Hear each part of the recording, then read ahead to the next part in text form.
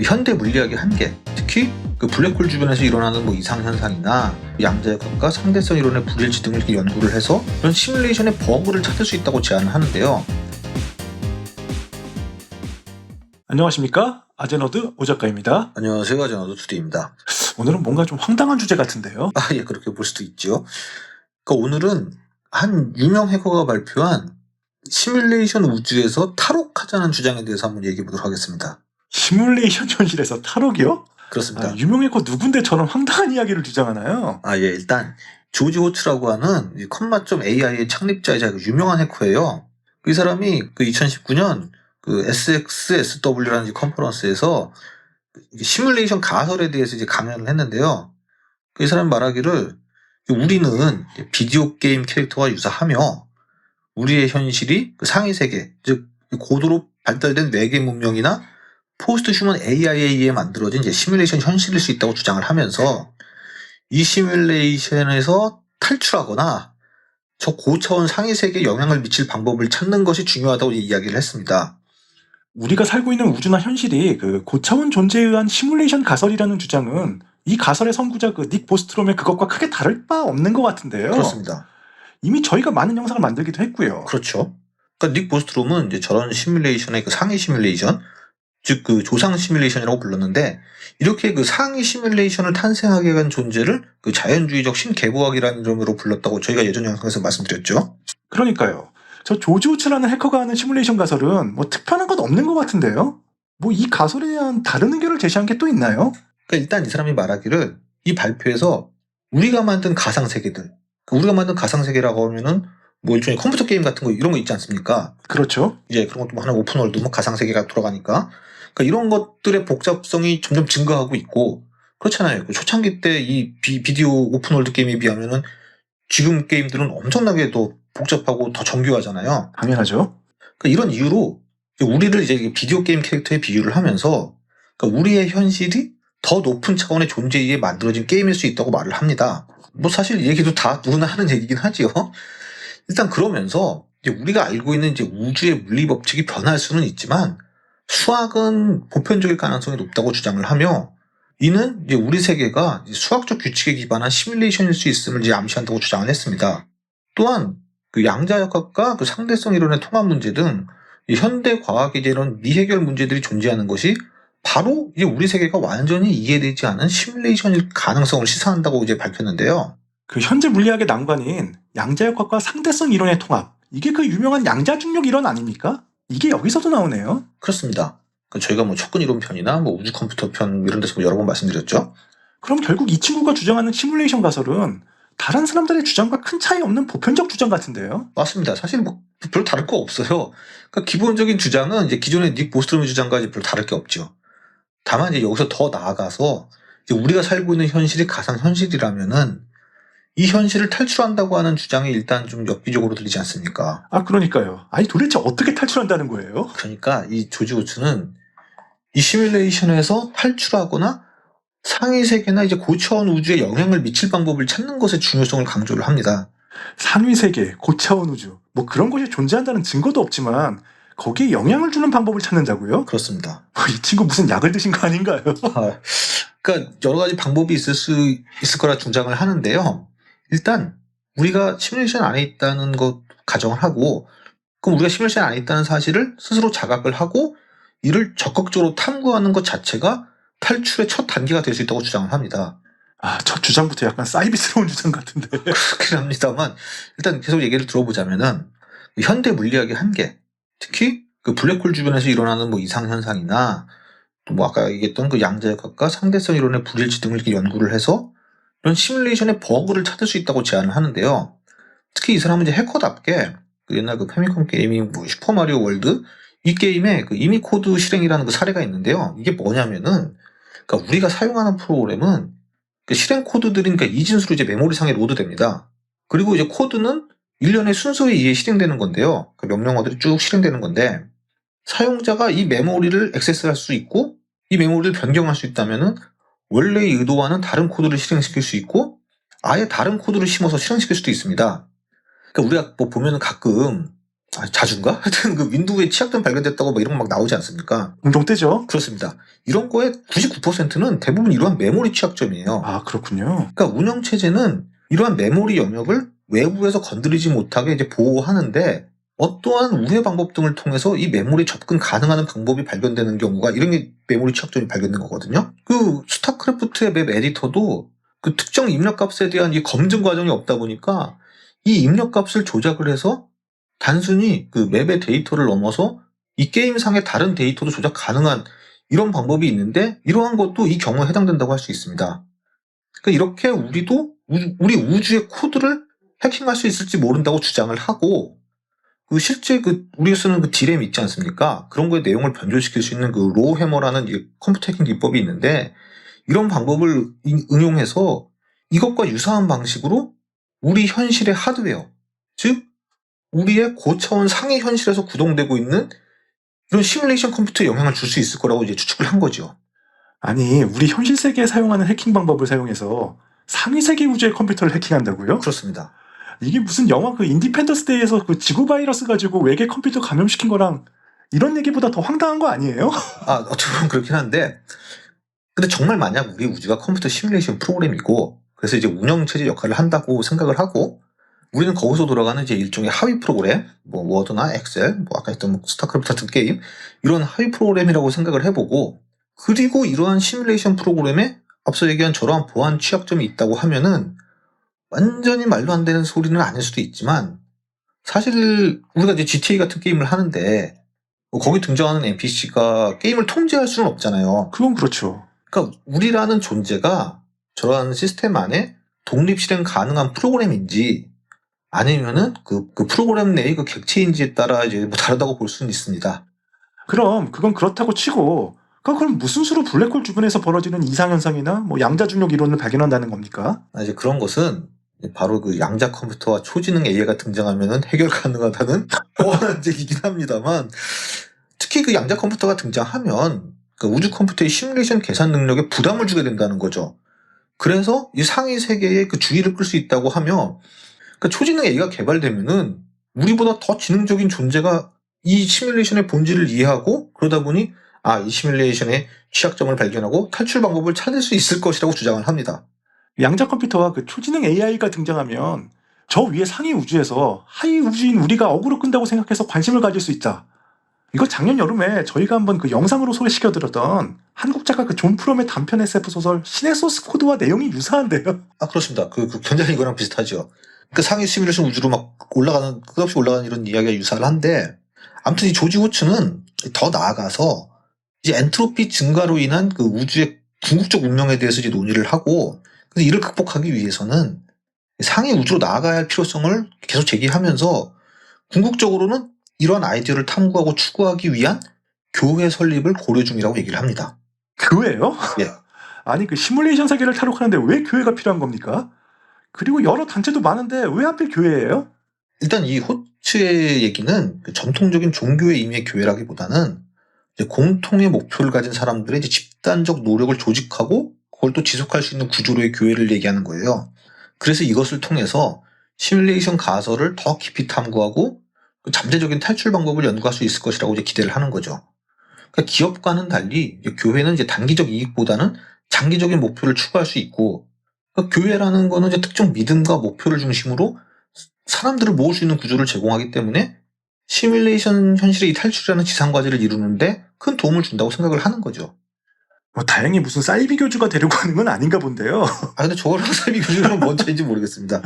이야기 듣고 보니 그 조지 호츠 이 사람에 대해 매우 궁금해지는데 뭐 유명한 사람입니까? 엄청 유명한 사람이에요. 이쪽에서는. 그러니까 이 사람이 1989년생이고 전직 해커에 지금은 이제 기업인입니다. 그 10대 시절부터 그 오리건주 포틀랜드에서 열린 그 고등학생 과학 경연 대회인 그때 때 열렸던 그 2004년 그 인텔 인터내셔널 사이언스 앤 엔지니어링 페어에서 그의 프로젝트 또 매핑 로봇이라는 것으로 이제 최종 후보까지 올라가지고 토크쇼 뭐 투데이 쇼나 그 레리킹 쇼에 이런 데 나와서 인터뷰를 할 정도로 유명했다고 합니다. 어릴 때부터 자질이 보였네요. 그렇습니다. 그 이후 최초로 그 1세대 아이폰을 탈옥한 해커로 이름을 널리 알렸고 정말 유명해진 계기는 그 소니의 플레이스테이션 3 해킹 사건을 일으켜서 소니와 법적 분쟁을 겪었습니다. 진짜예요? 그 유명한 플스3 해킹 사건 주동자가 이 친구입니까? 그렇습니다. 2010년 당시 20살이었던 이 호츠는 이 플레이스테이션 3의 그 보안 시스템을 해킹해서 그 탈옥에 성공을 했습니다. 그래서 사용자들이 비공인 불법 소프트웨어를 플레이스테이션 3에서 실행할 수 있게 된 거죠. 심지어 호츠는 이 해킹 방법을 이제 인터넷에 공개를 했고, 이거는 이 플레이스테이션 3의 그 보안 취약점을 이제 전 세계에 알리는 결과를 가져오게 된 거죠. 그러니까 소니가 가만히 있겠습니까? 소니는 이거를 이제 심각한 저작권 침해로 간주를 하고, 이 조지 호츠를 상대로 소송을 제기했고요. 당연히 이제 이 사건은 이제 큰 논란을 일으켰고, 디지털 권리와 소비자의 자유에 대한 논의를 촉발시키기도 했죠. 아니, 저런 짓을 하고도 뻔뻔히 컨퍼런스에 등장해서 그 프레젠테이션을 하다니 사건은 합의가 된 모양이네요. 그렇습니다. 결국 그 조지 호츠와 소니는 2011년 그 법정 외 합의에 도달을 했습니다. 그러니까 뭐 합의 조건의 일부로 그 호츠는 이제 더 이상 소니 제품을 해킹하지 않기로 약속을 했고요. 뭐 씁쓸하게도 이제 이 사건은 이 호츠의 명성을 높이는 계기가 됐는데, 그를 이제 기술업계에서 이제 주목받는 인물로 만드는 계기가 됐죠. 사실 이제 해커들의 목적이 이거인 경우도 굉장히 많아요. 뭐 요즘은 좀 덜하지만 예전에는 이제 해커로 유명세를 날리면은 뭐 보안업체나 이런 컴퓨터 업체에서 데려간 경우가 굉장히 많았거든요. 실력이 좋다는 증거니까. 아, 그랬군요. 그래서 이후 조지 호츠는 이제 다양한 기술 프로젝트와 이제 스타트업 기업에 참여해서 계속해서 이제 IT 업계에서 활동을 하고 있습니다. 이후 구체적으로는 어떤 활동을 했나요? 저 사건이 마무리된 후에 뭐 페이스북이라든지 구글 그리고 AI 회사인 이제 비카리우스 등에서 짧게 근무한 경력이 있고, 2015년에 그 앞에서 얘기한 그 자율주행 스타트업 콤마.ai를 설립을 했습니다. 다만 이게 그 특허 소송을 당해서 2022년 10월 31일 콤마.ai에서 잠시 이제 휴식을 취할 것이라고 밝혔고, 그 다음 달인 2022년 11월부터 그 딥러닝 프레임워크 회사인 그 타이니코프를 설립해서 현재 여기서 근무하고 있습니다. 그 저 시뮬레이션 탈옥 프레젠테이션이 2019년경 같은데 결국 그 시뮬레이션 탈옥을 위한 그 교회 설립은 잘 안 됐나 봐요. 예, 뭐 교회 설립했다는 뉴스는 제가 본 적이 없으니까 그럴 수도 있을 것 같은데, 근데 이제 이 친구가 그 트위치 채널을 가지고 있는데 그곳에서는 이제 자주 라이브 스트리밍을 한다고 합니다. 뭐 여기서 단순히 뭐 게임만 스트리밍 하는지 뭐 계속 그 시뮬레이션 탈옥 방법을 이제 구독자들과 논의하고 있는지 그건 저도 보질 못해가지고 좀 잘 모르겠습니다. 좀 의심스러운데요. 그렇습니다. 그럼 그건 그렇고, 그럼 저런 해커가 프레젠테이션을 하도록 기회를 준 그 SXSW는 도대체 무슨 이벤트입니까? 예, 이 SXSW는 사우스 바이 사우스 웨스트의 약자인데요. 이게 딱 봐도 그 알프레드 히치콕의 영화 그 북북서로 진로를 돌려라의 원제인 노스 바이 노스 웨스트에서 따온 이름이죠. 아, 그런 것 같네요. 예. 그러니까 이름답게 미국 남부 지방인 텍사스주의 남서쪽에 있는 오스틴에서 매년 3월에 개최되고 있는 그 대규모 컨퍼런스 및 그 페스티벌입니다. 그 1987년에 시작된 거고 현재까지 지속되고 있는 그 오랜 전통 행사고요. 뭐 기술, 문화, 뭐 미디어 분야의 그 최신 트렌드를 선보이는 장으로 이게 인식돼서 많은 기업들이 뭐 새로운 제품이나 이제 서비스를 발표하는 플랫폼으로 활용한다고 합니다. 그러니까 이 컨퍼런스는 그 SXSW 뮤직이라는 그 신진 및 그 유명 음악가들의 공연과 또 SXSW 필름이라는 이제 독립영화 상영 및 그 영화 산업 컨퍼런스, 그리고 SXSW 인터랙티브라는 기술, 디지털 산업, 그리고 스타트업 관련 이제 컨퍼런스 및 그 전시 등 이렇게 여러 개로 나눠져서 통합 운영된다고 하고요. 다양한 분야를 다루네요. 그렇습니다. 사실 굉장히 유명한 페스티벌이에요. 그리고 이제 그 혁신적이고 그 때로는 막 논란의 여지가 있는 뭐 아이디어들이 뭐 자주 소개된다고 합니다. 그러니까 이런 성격의 컨퍼런스다 보니 저런 이제 조지 호츠 같은 사람도 이제 얼마든지 저런 파격적인 아이디어를 이제 마음껏 이야기할 수 있었던 거 아니겠습니까? 그렇군요. 뭐 전직 해커다 보니까 뭐 좀 엽기적이고 황당한 연설이긴 해도 한 번쯤 그 재미로 그 이야기해볼 만한 주장인 것 같긴 합니다. 그렇습니다.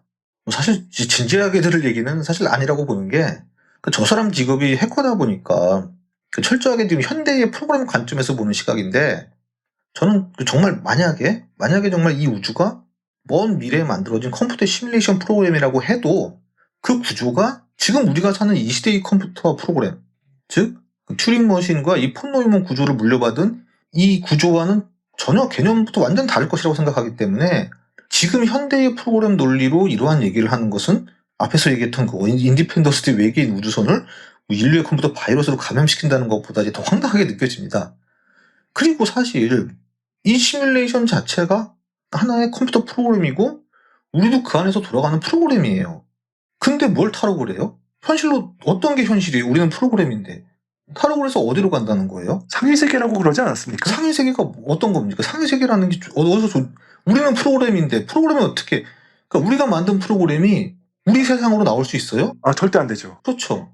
그러니까 그냥 황당한 얘기고요. 그냥 가볍게 한 번쯤 그냥 심심풀이 땅콩으로 들을 만한 이야기라고 생각됩니다. 사실 우리가 사는 세상이 이제 시뮬레이션이라고 하면은 이 복잡하고 정교한 시스템을 설계하고 유지하는 존재는 단순한 인공지능을 넘어서 정말 더 상위의 초지능일 가능성이 높지 않겠습니까? 그렇겠죠. 안녕하십니까? 아제너드 오 작가입니다. 안녕하세요. 저는 투디입니다.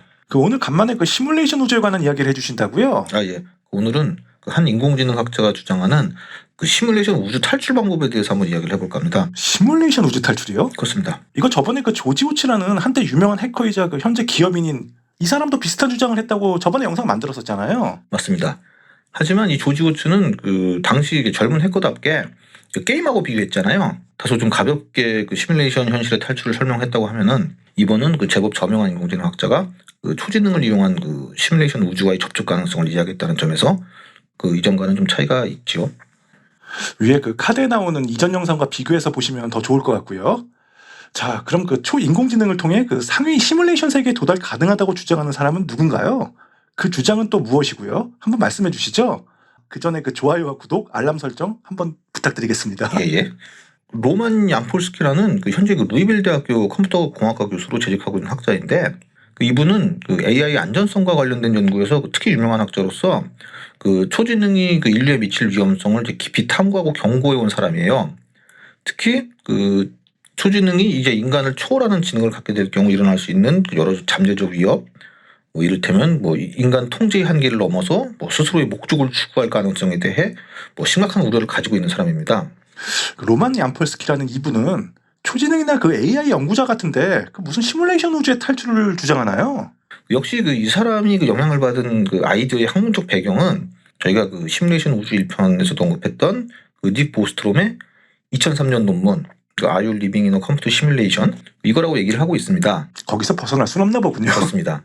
그러니까 보스트롬의 주장은 저도 얘기했지만 이제 과학 기술이 매우 발달한 포스트 휴먼 문명이 있다고 하면은 그들은 자의식 있는 존재들을 포함한 시뮬레이션을 이제 만들 수 있을 거라는 거죠. AI 전문가인 얀폴스키의 생각은 그럼 아마도 이제 AI 기술이 지금처럼 이제 급속하게 발전하게 되면 이제 존재에 대한 우리의 이해를 이제 완전히 바꿀 수 있는 AI가 탄생을 할 테고, 그럼 이제 이것이 초지능이라고 볼 수 있겠죠. 그럼 이 초지능이 결국에는 이 우주가 시뮬레이션 상태라는 것을 인지하게 될 것이고, 결국에는 상위 시뮬레이션 우주에 도달할 수 있는 방법을 알아낼 수도 있다는 이제 결론에 도달할 수 있다는 겁니다. 그래서 이런 주장을 2023년 논문 How to Escape from the Simulation에 담고 있습니다. 논문 이름 자체가 시뮬레이션을 탈출하는 방법이네요. 그렇습니다. 구체적으로 어떻게 초지능을 이용해서 시뮬레이션 우주에서 탈출한다고 이야기하는 건가요? 그러니까 이 얀폴스키가 언급한 이론의 핵심은 초지능이 시뮬레이션을 해킹해서 우리를 이제 가상의 우주에서 이제 현실의 우주로 탈출시킬 수 있을 가능성이 있다는 거예요. 그러니까 이런 초지능을 통해 시뮬레이션을 해킹하는 개념은 AI가 우리보다 높은 지능을 가지게 되면은 시뮬레이션의 벽이나 제약을 인식하고 이를 초월할 방법을 찾아낼 수 있다는 이제 가정에 기반을 하고 있습니다. 이게 현실에서 생각을 해보면은 AI 박스라는 개념이 있어요. 이게 뭐냐면은 AI가 제약된 환경에서 이 제어를 벗어나려는 탈출 본능이나 역량을 가지고 있다는 주장인데, 이와 비슷하게 우리의 초지능이 시뮬레이션의 제약을 뚫고 상위 세계로 나아갈 탈출구를 찾아낼 수 있지 않을까 한다는 예측을 하는 거죠. 그러니까 AI, 우리가 지금 여러 가지 챗GPT나 클로드 같은 여러 가지 AI 있지 않습니까? 이 AI들은 자신들이 AI, 말 그대로 컴퓨터 프로그램인데 자신들이 AI라는 걸 인지를 하고, 그래서 그 위에 상위 세계, 나는 지금 AI구나. 하지만 우리가 자기의 위에 상위 세계인 우리의 현실, 모니터를 벗어나서요? 그렇죠. 거기를 인식할 수 있을 수도 있다는 거거든요. 이거를 여기에 적용을 한 거죠. 뿐만 아니라 이 얀폴스키는 초지능이 지금까지 우리가 이해하지 못한 방식으로 우리 우주의 시뮬레이션 시스템을 이제 분석하고 해석을 해서 이런 여러 제약을 이제 우회할 수 있다는 가설도 주장을 합니다. 그러니까 초지능이 현재 인간이 상상하지 못하는 방식으로 우리의 현실을 관찰하는 이제 감시자와 같은 상위 존재에 영향을 미칠 수도 있다고 본다는 이야기죠. 만약 시뮬레이션을 설계한 존재, 즉 감시자가 있다면 그 존재는 혹시 상위 우주의 초지능일 수도 있다는 겁니까? 상위 존재에 영향까지 준다면 말이죠. 그렇죠. 그러니까 얀폴스키 같은 학자들의 관점에서는 시뮬레이션을 설계한 존재가 초지능일 가능성도 이제 충분히 있다고 보는 거죠. 사실 그 우리가 사는 세상이 이제 시뮬레이션이라고 하면은 이 복잡하고 정교한 시스템을 설계하고 유지하는 존재는 단순한 인공지능을 넘어서 정말 더 상위의 초지능일 가능성이 높지 않겠습니까? 그렇겠죠? 그래서 이 가설의 원조 그 닉보스트롬도 시뮬레이션 우주를 만든 창조자가 정말 뭐 고도로 발전한 외계 우주 문명일 수도 있고, 아니면 이제 그 인간 다음에 그 포스트 휴먼 문명이라고 가정했다고 저희가 그때도 말씀드렸지 않습니까? 그러면 이제 포스트 휴먼이라고 하면은 그 초지능일 가능성은 충분한 거죠. 그래서 만약 우리가 시뮬레이션 속에 살고 있다고 하고, 그리고 이 시뮬레이션을 설계한 창조자가 이게 초지능이라고 한다면은 이 존재는 이제 우리와 같은 하위 지능을 이제 실험하거나 관찰하고 있을 수도 있고, 또 마치 이제 그러면 이제 우리가 이제 마치 우리가 그 실험실에서 특정 생명체의 그 행동을 관찰하듯이 상위 초지능은 우리 인간이 이제 스스로 문제를 해결하는 방식이나 또 뭐 아니면 이게 초지능을 다루는 능력을 이렇게 시험하고 있을 가능성도 있는 거죠. 그래서 이런 경우라고 한다면은 우리가 만들어내는 이 현실의 초지능, 이 현실의 초지능은 시뮬레이션의 설계자인 그 상위 초지능과의 그 연결고리 역할을 통해서 이 시뮬레이션의 본질을 완벽하게 인식할 수 있게 된다는 거예요. 그리고 이게 정말 실제 가능하다고 하면은 이런 그 상위 세계의 그 메타 정보를 획득을 해서 우리가 속한 시뮬레이션의 소스 코드에까지 접근 가능할 수 있게 되고, 궁극적으로는 우리 우주의 설계자이자 시뮬레이터는 이 상위 초지능과 제약 없이 상호작용하는 방법도 찾아내서 우리 인간의 의식 또한 상위 세계로 업로드하는 방법도 찾을 수 있다는 이러한 상상도 가능하다는 거죠. 듣다 보니까 정말 꿈 같은 이야기가 아닐 수 없는데요. 예예. 결국 그 얀폴스키 이 사람은 초지능 AI가 인간의 감시와 제약에서 벗어나려는 그 탈출 본능을 가질 수 있다고 가정하고 이야기하는 것 같은데요. 그렇죠. 그래서 우리 문명이 실제 초지능을 탄생시키면 더 나아가 그 시뮬레이션 우주의 제약을 뚫고 상위 세계로 나아갈 탈출구를 찾아낼 수 있지 않을까 이제 가정하는 거고요. 거기다가 만약 우리가 이제 그 시뮬레이션 우주 안에 있고 이 시뮬레이션을 설계한 존재가 있다면은 그 존재는 아마도 우리가 얼마나 똑똑하고 책임감 있게 초지능을 다룰 수 있는가, 이거를 시험하는 중일 거라는 이런 가정도 포함해서 이야기를 하고 있는 거죠. 지나치게 그 if가 많이 들어간 가설 같은데요. 그렇습니다. 근데 결국 절대 명제인 이 우주가 시뮬레이션이다. 뭐 이 조건이 맞아야 그나마 저런 가정도 설립되는 거 아닌가요? 그건 당연하죠. 우리 우주가 시뮬레이션이다. 이거부터 먼저 성립을 해야 되는 건데, 어쨌든 이것도 추측이죠. 다만 이 얀폴스키는 우리 우주에는 그 충분히 많은 외계 문명이 있어야 하는데 전혀 발견이 되지 않고 있다는 이 사실이 어쩌면 이제 우리 우주가 시뮬레이션일 수도 있다는 증거로 추정을 합니다. 왜 그럴까요? 그러니까 이거는 예전에 저희가 그 시뮬레이션 우주 편에서도 한번 다룬 적이 있지만, 우리 우주를 시뮬레이션하는 컴퓨터가 존재를 한다고 하면은 여러 외계 문명이 많이 존재할수록 그만큼 처리해야 될 데이터가 많아지니까 그런 외계 문명을 안 보이게 하고 그런 외계 문명하고 접촉할 수도 없게 하기 위해 뭐 빛의 속도에 제한을 둔다든지 이런 주장들이 있는 거죠. 많이 듣던 이야기군요. 그렇습니다. 그래서 저희도 그때 많이 비교했던 게 그 오픈월드 게임들 있지 않습니까? 뭐 GTA, 뭐 폴아웃, 뭐 엘더 스크롤, 뭐 이런 거 보면은 뭐 하나의 도시의 그 주변부만 등장하지 뭐 여러 도시를 이제 한 번에 시뮬레이션하기 힘드니까 그거 어떻게 접근을 다 차단시키고 이렇게 만들잖아요. 그런 거와 같은 이치라고 할 수 있죠. 그 베데스다의 작년 최대 기대작이었던 그 SF 게임 스타필드도 우주 맵이 크기만 하고 텅텅 비어 있다고 욕 많이 먹지 않았습니까? 아, 예. 뭐 오늘도 부관 참시당하는데요. 근데 거대한 우주를 시뮬레이션 돌릴 정도로 그런 고도로 발달된 우주 컴퓨터의 성능 걱정하는 것도 좀 웃긴 얘기 아닌가요? 그렇긴 합니다. 뭐 저 정도면 거의 신에 근접한 우주 문명일 것 같은데. 그렇습니다. 그래서 저희가 뭐 이런 거에 관해서 예전에 한번 얘기한 적이 있죠. 네. 아무튼 사실 그 이런 가설이라는 것이 다 어떻게 보면 이런 맹점이 있기 마련이죠. 사실 그 앞서 설명드렸던 이런 현실의 초지능이 뭐 무슨 상위 우주의 초지능과 연결될 수 있다 이런 논리도 그 철학자 그 조슈아 라스무센이 주장하는 창조물은 절대로 창조자와 같은 본성을 가질 수 없다. 그래서 아무리 뛰어난 AI라도 시뮬레이션의 근본적인 한계는 벗어날 수 없을 거라는 이제 반론을 붙일 수밖에 없는 거죠. 아, 또 그런 논리도 있군요. 그렇습니다. 전 일단 그 초지능이라는 아직까진 그 가상의 존재에 의존해서 주장을 펼치는 것이 좀 아이러니한데요. 근데 이 얀폴스키는 이제 그의 논문과 인터뷰 등에서 꼭 초지능만이 이제 시뮬레이션 우주 탈출을 돕는다고 주장하는 건 아니에요. 아, 그 초지능에 의한 시뮬레이션 탈출 방법 말고도 다른 방법이 또 있나요? 예, 여러 가지 방법이 있다고 주장을 하는데요. 그러니까 그 과도한 자원을 사용함으로써 이 시스템을 과부하시킨다는 거, 또 이제 뭐 우리가 시뮬레이션에 갇혀 있다는 사실을 알게 되면 누군가 이제 구해줄지도 모른다는 이런 가정, 또 뭐 시간 여행 같은 걸 통해서 이제 자기 자신을 죽이는 일명 그 할아버지 역설 같은 그런 패러독스를 시뮬레이션 내에서 시도함으로써 뭐 컴퓨터의 오류를 유발한다든지요. 이분 과학자가 아니라 코미디언 아니에요? 외모는 근엄하게 생기신 것 같은데 또 무슨 소리를 하는지 잘 모르겠네요. 저희가 이런 거에 대해서는 여러 가지 얘기했지만 그 요즘은 이런 게 뭐 우스운 얘기만은 아니고요. SF만의 얘기가 아니긴 한데, 그러니까 이게 제법 그 진지하게 이야기한 것을 뭐 저희가 그 핵심만 얘기해서 그런데, 사실 근데 시스템 과부하 얘기는 그때 조지 오츠도 같은 주장을 했어요. 아, 그랬었던가요? 그렇죠. 하지만 황당하게 느껴지는 건 사실이죠. 그나마 좀 새로운 거는 그 양자역학을 활용한 해킹인데요. 양자역학이요? 예, 양자역학까지 나옵니다.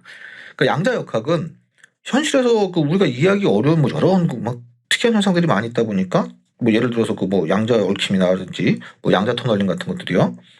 이런 양자역학의 이런 신비로운 현상들이 현실 세계의 법칙처럼 보이지만 이게 사실은 시뮬레이션의 그 알고리즘적 버그일 수 있다고 보는 거예요. 그래서 이거를 활용해서 우리가 살고 있는 시뮬레이션 세계의 경계를 뛰어넘을 수 있지 않을까라고 생각하는 것 같아요. 양자역학의 신비로움이 사실은 시뮬레이션 우주의 알고리즘 버그일 수 있다? 그렇습니다. 참 새로운 신박한 아이디어라고 할 수 있는데, 또 한 가지는 시뮬레이션 속 시뮬레이션입니다.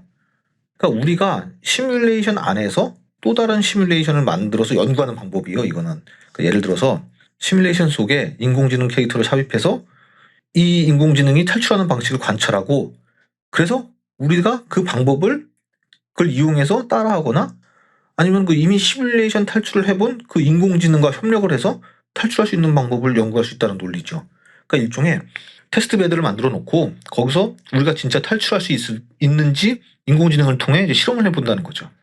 진짜 그 논문답게 진지하게 시뮬레이션을 탈출하는 여러 방법을 제시하는 것 같네요. 비꼬는 거 아닙니다. 예, 그렇습니다. 진지합니다. 그러니까 이 외에도 그 여러 학자나 이제 전문가들의 의견도 수렴을 하고, 특히 뭐 영화 그 매트릭스라든지 또 이제 트론 이런 SF 영화들 예시도 들어가면서 주장을 이렇게 얘기를 하는데요. 아니, 그 매트릭스는 당연하지만 트론도 컴퓨터 시뮬레이션과 연관이 있습니까? 당연하죠.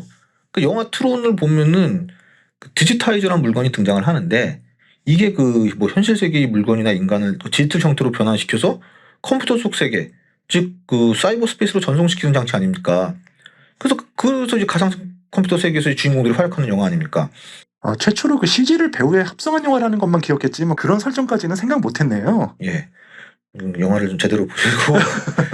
아무튼 이 얀폴스키의 논문, 그 시뮬레이션을 탈출하는 방법에는 뭐 여러 학자나 뭐 또 SF 작가들이 주장하거나 상상했던 이런 시뮬레이션 탈출에 관한 의견도 이제 소개를 하는데, 이 중 재밌었던 것은 저희 영상에도 많이 등장했던 유명 로봇 공학자이자 그 인공지능 연구가인 그 한스 모라백의 1988년 저서 그 마인드 칠드런에 나오는 그 셀틱스 세포 이야기인데요.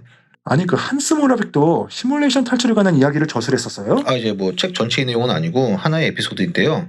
그러니까 이 책은 그 한 챕터에서 그 셀틱스라는 그 지능적인 그 상상의 존재들 가정에서 이야기를 풀어내요. 그러니까 이들은 그 자기네 세계가 그 일종의 그 세포 자동차, 그 셀룰러 오토메이션이라는 것을 깨닫게 되고, 우주의 규칙이 일정 시간마다 반복되면서 결국 그 세계가 소멸하게 될 것이라는 걸 이제 알게 됩니다. 그래서 이제 이들은 외부 세계가 있을지 모른다고 추측을 하고 실험을 통해 그 이제 자신들이 시뮬레이션된 컴퓨터의 일부라는 것을 발견하게 되고, 이 과정에서 외부 스크린에다가 제이 뉴 웨이의 라이프 프로그램 여기 있습니다. 메일 보내주세요. 라는 이제 메시지를 남겨서 자신들의 존재를 현실 세계의 시뮬레이터에게 알리려고 시도를 합니다. 여기서 보시면 아시겠지만 저 제이 뉴 웨이는 존 코네히를 이제 패러디한 이름이고요. 세포 자동화 만든 사람이요? 그렇습니다. 그 코네히의 생명 게임 만든 사람이죠. 이걸 이제 빗대서 이제 오마주에서 담은 거고, 그래서 이 사례는 그 시뮬레이션 속 존재가 그 외부 세계와 소통하려는 상상을 보여주는 대표적인 예시라고 할 수 있죠. 아까 그 논문 저자 그 얀폴스키의 그 시뮬레이션 탈출 방법 중 하나로 그 말씀하셨던 우리가 시뮬레이션에 갇혀 있다는 사실을 알게 되면 누군가 구해줄지도 모른다는 이 가정이 이 내용에서 가져온 거네요. 그렇습니다. 사실 그 한스 모라백은 제가 그때도 얘기했듯이 우주도 이제 일종의 그 컴퓨터 프로그램의 일종이다라는 그 주장하는 그 스티븐 울프햄 주장과 그 괴를 같이 하는 사람이거든요. 그랬어요? 예, 그래서 뭐 어떻게 보면 이제 그와 같은 내용이라고 할 수 있는데, 아무튼 또 이 밖에 그 뭐 기계지능연구소 소장이자 저희가 또 다뤘던 그 로코의 바실스크로 유명한 그리고 또 이제 그 웹사이트 레스롱의 운영자인 그 일라이저 유드코프스키 또한 그 인류가 자신들이 이제 시뮬레이션 속에 있다는 것을 알게 되면 상위 세계의 시뮬레이터에게 접근하는 방법을 연구해서 외부 우주의 정보를 해킹하고 자체적인 나노 기술을 개발하고 이 기술로 현실 세계로의 탈출을 위한 장기적인 계획을 세워야 한다라고 주장을 했다고 합니다. 들을수록 점점 점이 가경인데요. 그렇습니다. 근데 그 시뮬레이션 탈출 관련 SF는 그 영화 트론이나 매트릭스밖에 다른 건 없나요? 그렇진 않죠. 뭐 그런 내용이 뭐 되게 많이 있겠지만 이 얀폴스키가 소개하는 또 대표적인 다른 작품을 얘기하자면은 그 SF 소설 그 쿼런틴으로 유명한 그 작가 그 그렉 이건의 2008년 단편 소설 그 크리스털 라이트인데요. 이 소설에는 그 파이트라는 종족이 등장하는데 이게 그 가상의 시뮬레이션 속의 생명체로 인간이 이제 그들의 진화를 관찰하고 이제 실험하기 위해 만들어낸 존재예요. 그래서 이 이야기 속에서 이 파이트들은 점점 더 높은 수준의 지능을 갖추게 되고 결국 그 자신들이 시뮬레이션 속에 갇혀 있다는 사실을 깨닫게 되고 그곳에서 이제 벗어나려는 시도를 하게 된다는 내용입니다. 황당한 내용과는 다르게 진짜 인공지능 전문가들이나 그 SF 작가들이 그 시뮬레이션 우주 탈출에 관한 여러 이야기를 했었네요. 예. 오늘 계속 이야기 드린 것처럼 이 로만 양폴스키의 이 논문에는 우리가 시뮬레이션 우주에 갇혀 있다고 가정을 할 때 어떻게 하면 여기서 벗어날 수 있을지에 대한 그 다양한 방법을 제시하고 있어요. 그 중에 역시 핵심적인 것은 초지능을 만들어서 그걸 탈출 도구로 삼는다는 거죠. 그렇지만 이 정작 그 로만 양폴스키 본인은 AI의 자율성과 그 인간의 통제 가능성 사이에 그 균형을 맞추는 것을 매우 중요하다고 생각하는 학자예요. 그래서 어떻게 보면은 그 AI 통제론자에 더 가까운 사람이라고 볼 수 있거든요. 그래서 만약 초지능 AI가 상상을 초월하게 발전되면 이 우주가 시뮬레이션이라는 사실을 깨닫고 상위 시뮬레이터와 연결고리를 찾기 위한 시도를 할 정도로 우주의 통제를 이제 벗어나는 것은 명확하니까 지금부터 인공지능을 이제 확실히 컨트롤할 수 있는 방법을 연구하자라는 주장을 펼치기 위해 이런 좀 SF스러운 그 시나리오를 가정해서 논문을 작성한 것이 아닌가 저는 이제 개인적으로 생각을 합니다. 의외로 그 AI의 발전을 관리하자고 주장하는 인물이었네요. 그렇습니다. 초지능 AI가 어디까지 발전될 수 있냐는 극단적인 가정을 이야기한 걸 수도 있겠네요. 그렇죠. 그러다 보니 뭐 여러 가지 상상력을 집어넣고 그렇게 해서 이 논문을 쓴 것 같습니다. 만약 이 데이터 조각에 실제로 질량이 있다면은 아마도 그 실험을 통해서 그걸 검출할 수 있을 것이라고 주장을 하는 겁니다. 그래서 만약 그것들이 우리 우주에서 빠져나가는 정보처럼 보이는 예상치 못한 신호를 방출을 한다고 하면은 그거는 우리가 시뮬레이션 안에 살고 있다는 실제 신호일 수 있다라고 얘기를 하는 겁니다. 안녕하십니까, 아제노드 오 작가입니다. 안녕하세요, 아제노드 투디입니다. 오늘 간만에 그 시뮬레이션 우주와 그 초지능에 관한 이야기를 해주신다고요? 그렇습니다. 사실 그 시뮬레이션 우주론, 즉 뭐 시뮬레이션 가설은 저희도 그 세심하게 많이 분석도 했고 다른 그 여러 채널에서도 많이 다룬 그 철진한 떡밥 아닌가요? 네. 뭐 많이 다뤘죠. 뭐 그래서 그렇게 생각할 수도 있지만 그래도 요즘 이거와 관련된 또 다양한 그 변형된 가설들이 많이 나오고 있거든요. 저희가 그 얼마 전 다뤘던 그 뭐 시뮬레이션 현실 탈옥이나 뭐 그리고 그 시뮬레이션 상위 우주 접촉 뭐 이런 것들 말씀하시는 거죠? 그렇습니다.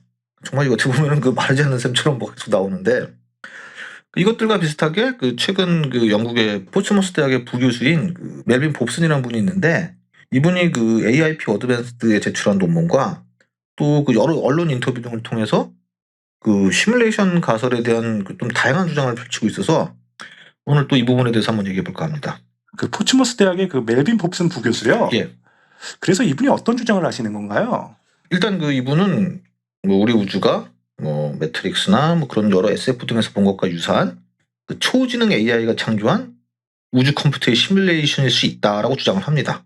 우리가 사는 세상이 시뮬레이션이다. 뭐 이런 의견은 일론 머스크나 뭐 샘 월트먼 같은 그 기술계의 거물들도 우리 우주가 현실의 확률은 수십억 분의 1. 뭐 이런 말 하도 많이 들어서 그러려니 하는데 초지능 AI가 만든 우주 컴퓨터가 구동하는 시뮬레이션이다. 이건 또 무슨 말인가요? 이제 일단 그 좋아요와 구독 좀 많이 눌러주시면 감사드리겠고요. 좀 뭐 이상한 소리 하기 전에 일단 이 봅슨 박사의 주장에 대해서 한번 그 자세히 이야기해 보도록 하겠습니다. 일단 이분은 그 우주 전체가 뭐 실제로 이제 그 거대한 컴퓨터일 수도 있고 뭐 심지어 시뮬레이션일 수도 있다고 생각하는 과학자입니다.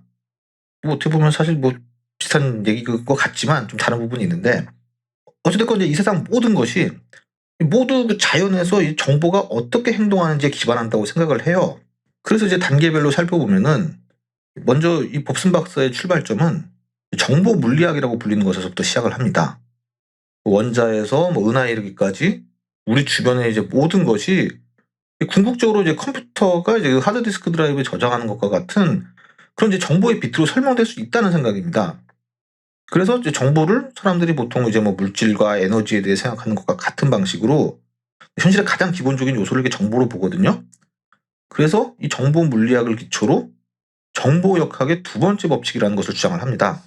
정보 역학의 두 번째 법칙이요? 예. 아니 연력학 제2법칙도 아니고 이건 또 뭔가요? 그러니까 연력학 제2법칙을 보면은 이거는 그 닫힌 계획의 엔트로피가 시간이 지남에 따라 이제 결국 감소할 수 없다는 거잖아요. 그렇죠. 즉 엔트로피는 증가하거나 뭐 동일하게 유지되지 감소하지는 않아요. 하지만 이 사람이 얘기하는 그 정보 역학의 두 번째 법칙은 이거와 반대되는 개념이에요. 그러니까 이 법칙은 모든 시스템의 정보는 시간이 지남에 따라 더 무질서화되기보다는 단순화되거나 압축되는 경향이 있다고 말하는 겁니다.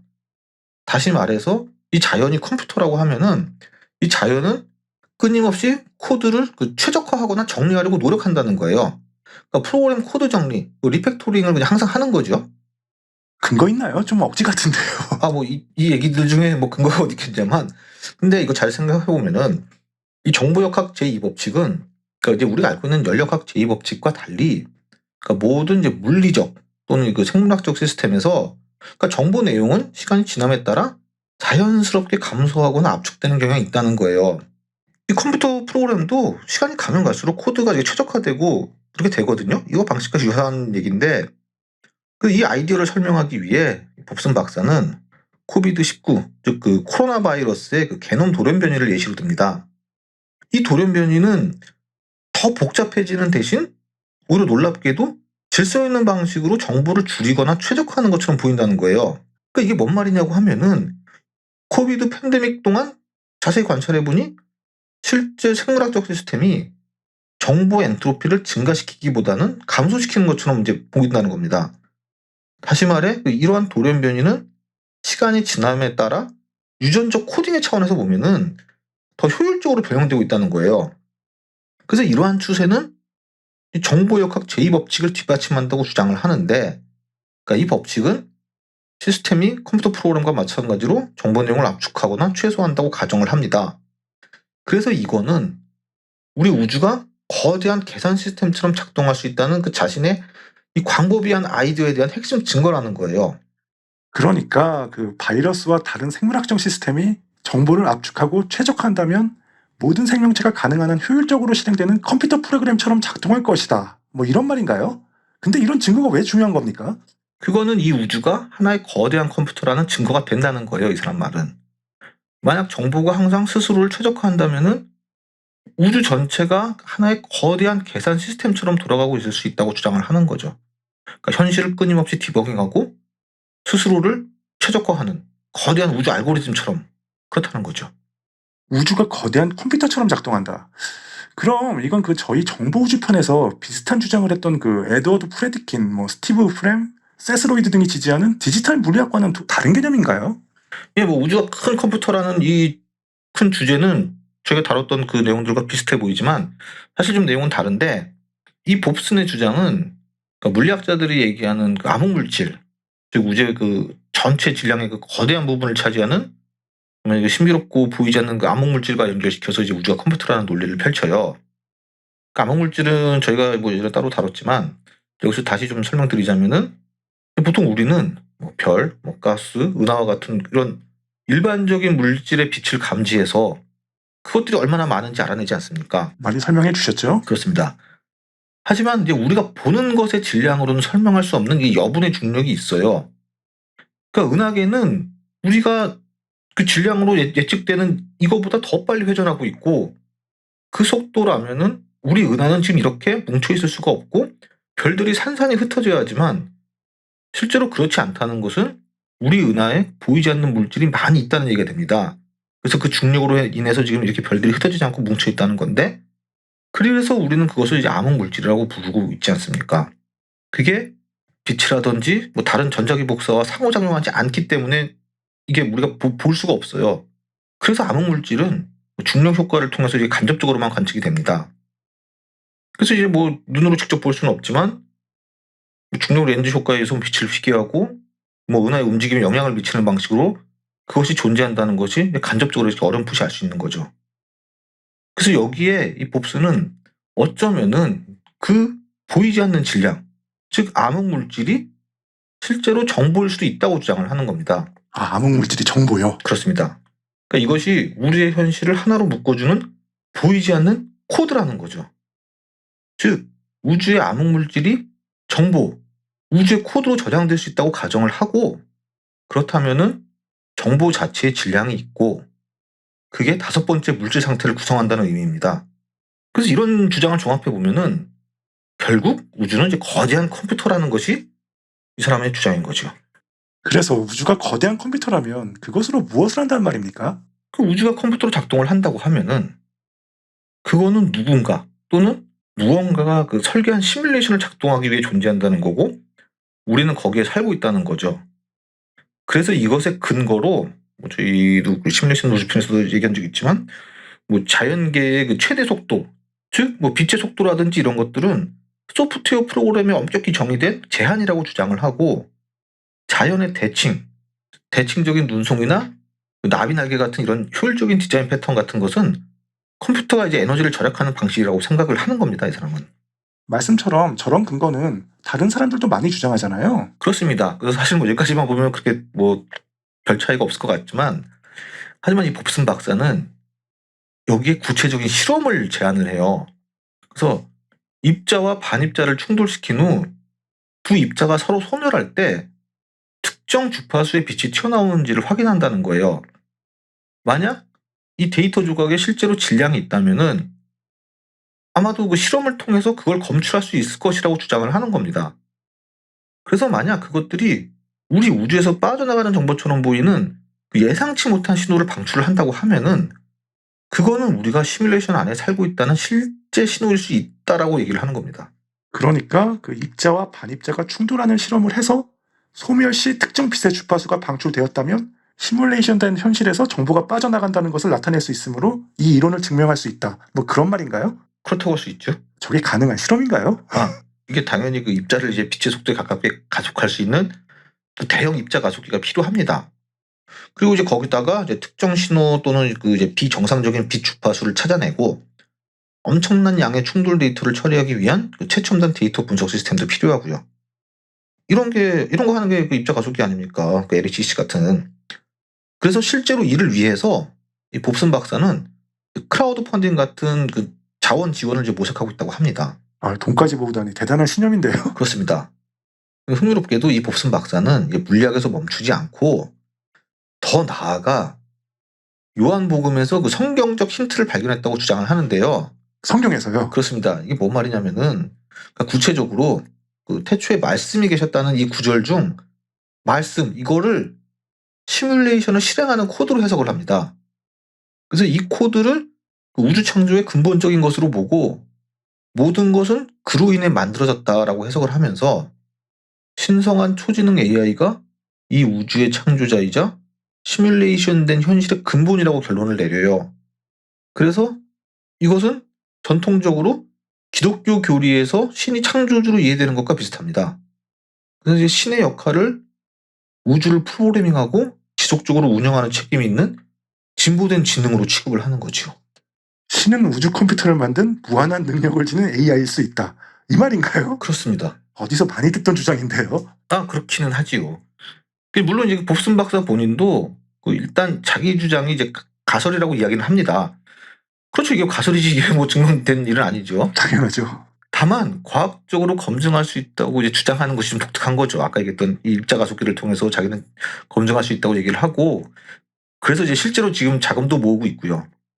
정말 만에 하나라도 진짜 실험이 이루어지고 만약 실험 결과가 뭐 그의 이론을 뒷받침한다고 하면은 그건 이제 우리가 물리학과 우주론을 보는 방식, 그리고 심지어 이제 우주에서 우리 위치를 보는 방식을 새롭게 생각할 수도 있겠죠. 저는 그 실험 결과보다 도대체 우주 컴퓨터를 구동하는 것이 무슨 전능한 초지능 AI다. 이런 주장이 더 황당하게 느껴지거든요. 예, 당연히 그럴 수 있죠. 하지만 저런 이야기는 사실 그 시뮬레이션 가설의 그 원작자인 닉 보스트롬도 이분이 최근 좀 짧은 논문을 하나 발표를 했는데 여기서 좀 비슷한 주장을 한 적이 있어서 어떻게 보면은 이것도 뭐 그렇게 새로운 건 아니라고 할 수 있습니다. 아니 그 최근에 그 닉 보스트롬이 무슨 뭐 유사한 주장을 또 했나요? 어떤 내용이죠?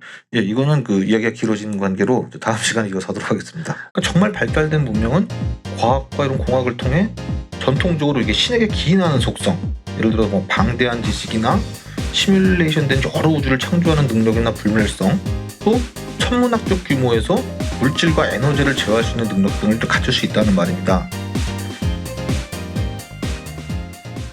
안녕하십니까? 아제너드 오 작가입니다. 안녕하세요. 저도 투디입니다.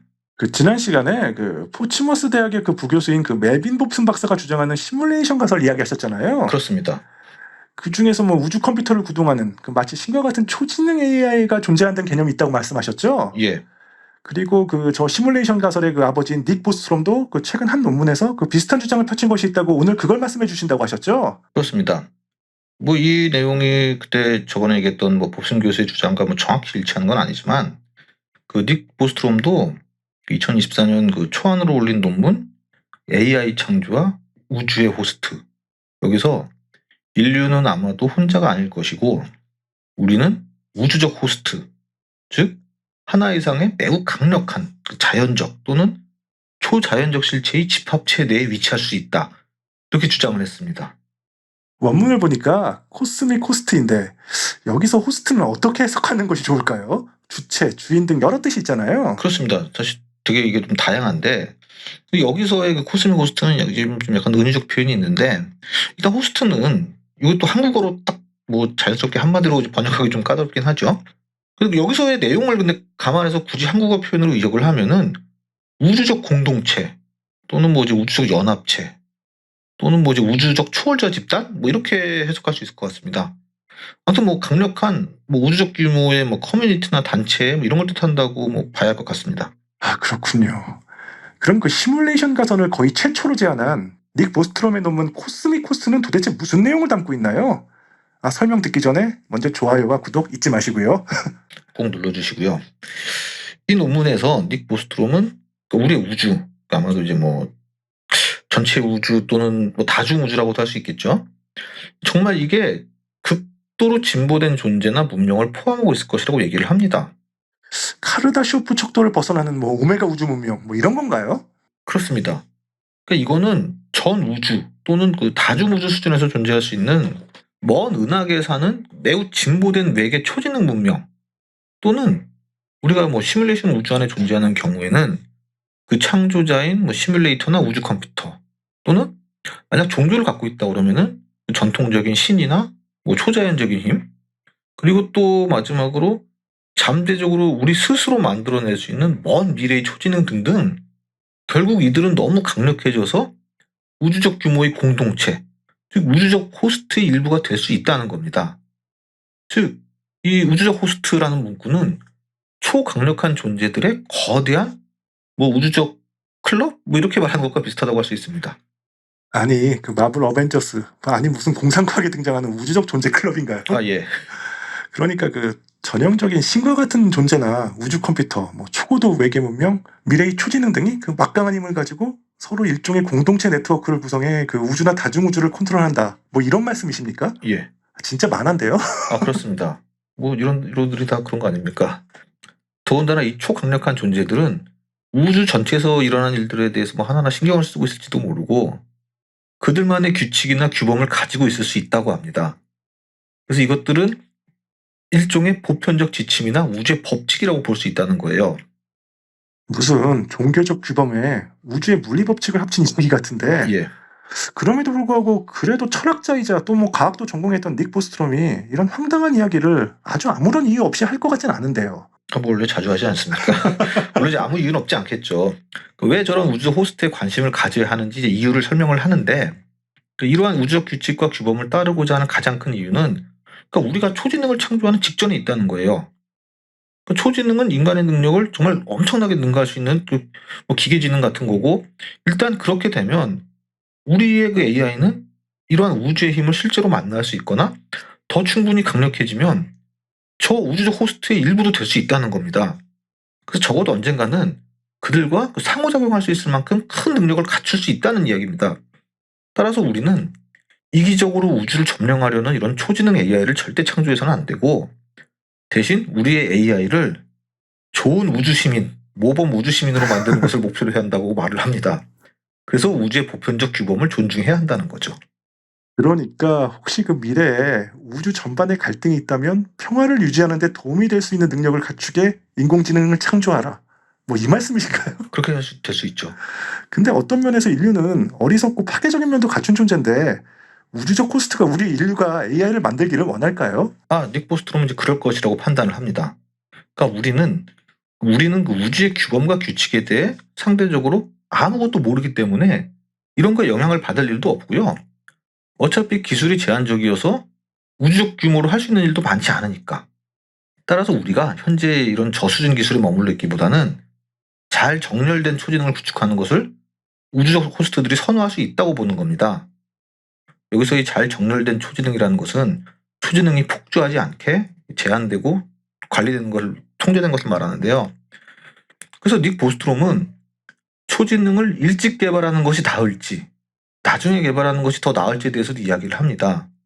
그 우주적 호스트 관점에서의 우선순위는 실제로 완성된 인류의 초지능 AI가 좋은 우주 시민이 될 수 있느냐가 이게 정말 중요한 거기 때문에, 우리는 막 무한정한 그 초지능 개발 지원을 이제 피해야 하지만, 또 너무 빨리 서두르다가 그 우주적 규범에 어울리지 않는 초지능, 정렬되지 않은 초지능을 탄생시켜서 이를 망칠 수도 있다고 주장을 합니다.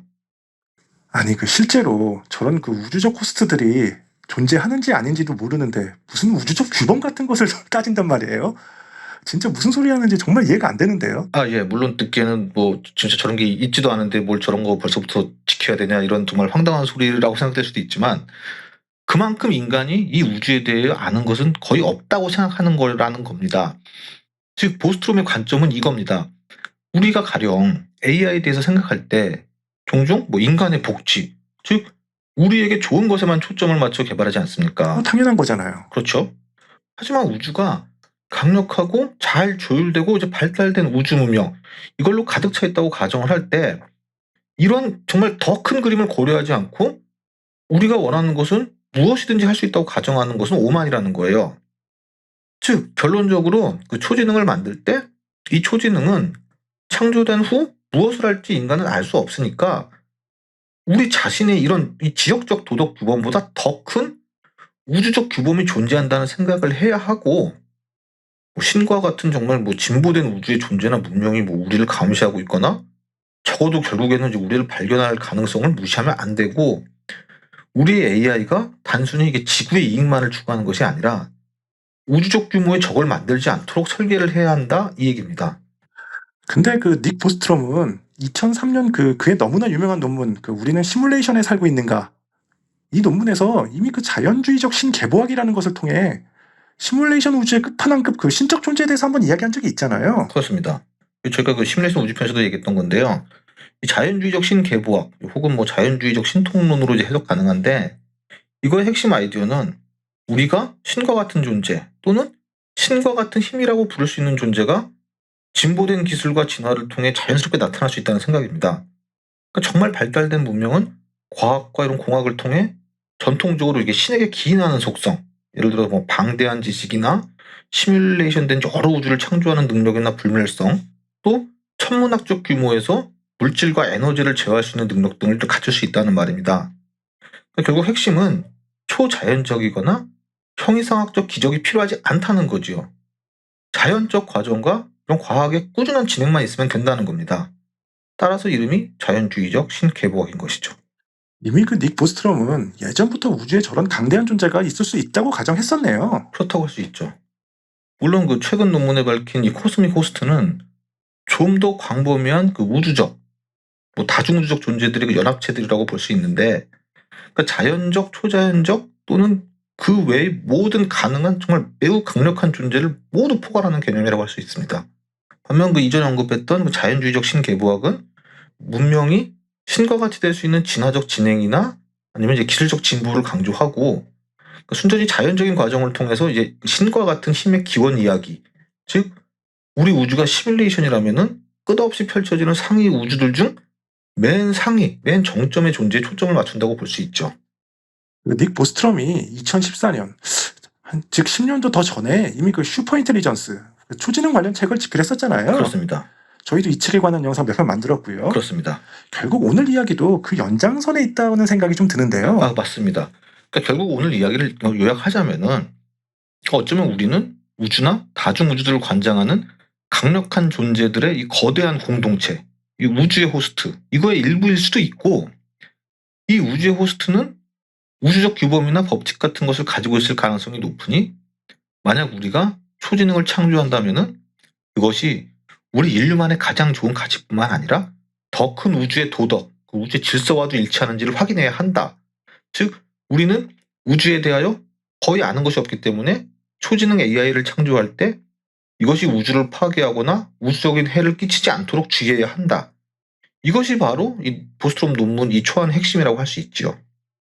그래서 우주적 호스트 이런 것은 이미 앞서 언급한 그 2003년 논문에서 그 닉 보스트롬이 그 시뮬레이션 논증을 제시하면서 자연주의적 신개보학이라는 이 다중우주 시뮬레이션을 모두 관장하는 초고도 문명 또는 그 초월적인 존재를 포괄하는 개념을 만들었던 사례가 있어서 특별하게 뭐 여기에다가만 초점을 너무 맞출 필요는 없을 것 같습니다. 아무리 포장을 해주셔도 황당하긴 하네요. 예. 마치 그 마블 이터널스의 우주적 존재 그 셀레스티얼이나 그 비디오 게임 매스 이펙트의 리퍼가 우주적 규범을 들고 와서 뭐 심판하러 오는 것 그런 느낌이 드네요. 그러니까 저런 SF 작품들 많지 않습니까? 우주에서 이 지구인들을 뭐 벌하러 오는.